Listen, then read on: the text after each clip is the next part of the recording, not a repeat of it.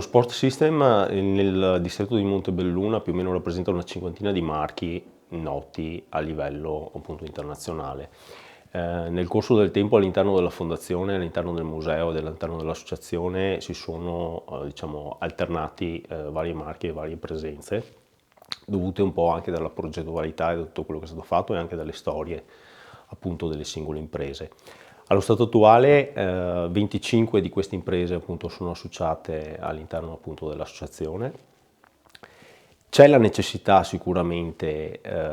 di ritornare a numeri un po' più importanti che avevamo una decina d'anni fa, quando magari il mercato era diverso, le esigenze appunto erano diverse.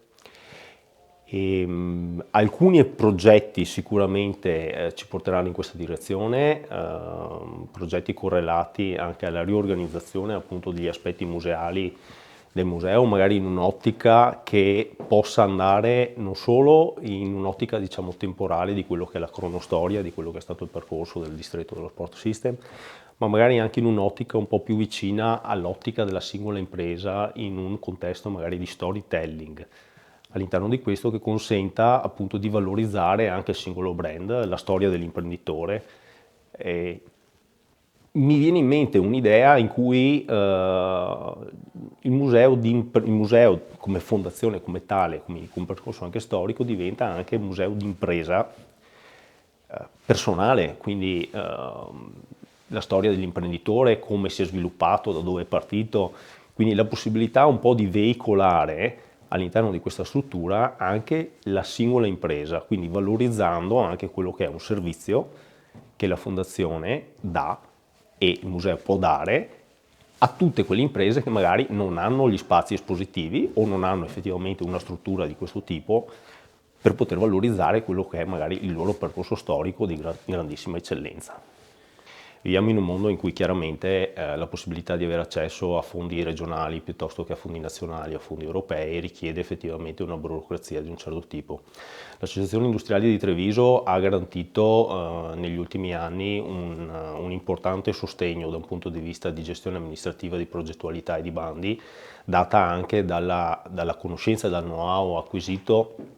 nei vari settori industriali, nei vari distretti che poi all'interno dell'associazione industriali, attualmente Assindustria Treviso Padova, vengono rappresentati. In questo momento la necessità di far rientrare il distretto e la gestione del distretto sotto l'egida della fondazione, quindi come ente sostanzialmente legale e rappresentante del distretto stesso, deriva un po' anche dai cambiamenti che si sono stati fatti e che sono avvenuti nell'aspetto anche di gestione burocratica della burocrazia relativa in questi ultimi anni e nella possibilità appunto di utilizzare, di ampliare quella che è la progettualità di distretto nel mondo della calzatura in maniera magari un po' più specifica. In ogni qualunque caso l'associazione industriali ha garantito il suo supporto, il suo sostegno da questo punto di vista e quindi cercheremo di fare tutti i passi necessari per poter rientrare diciamo, all'interno di questo ambito e poter utilizzare quelle che sono appunto le risorse e le possibilità che vengono date dalla rappresentanza legale del distretto stesso. L'utilizzo del bene di Villa Beneti Zuccareda, che chiaramente ricordiamo essere un bene pubblico di proprietà dell'amministrazione comunale del comune di Montebelluna, nasce sulla base di una convenzione fatta nel 1996, sostanzialmente sulla base della quale gli imprenditori, quindi privati, si sono fatti carico dei costi di ristrutturazione della villa a fronte appunto dell'utilizzo della stessa per finalità di natura appunto socio-economica del territorio. Chiaramente nel 1996 sono ere glaciali fa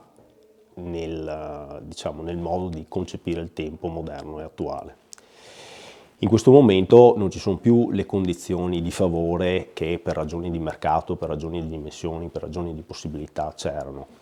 e le esigenze del territorio sono anche cambiate.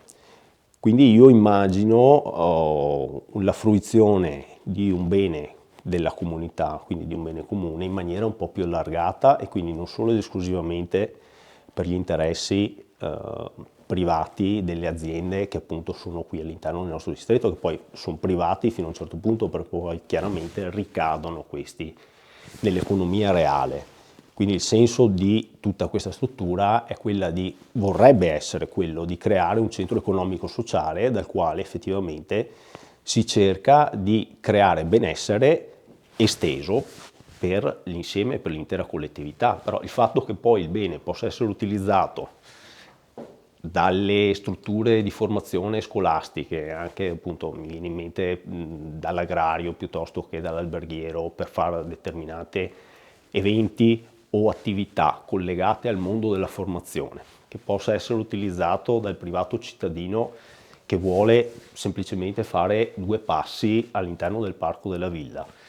che si possa valorizzare la stessa come bene storico per la storia del paese, e quindi questo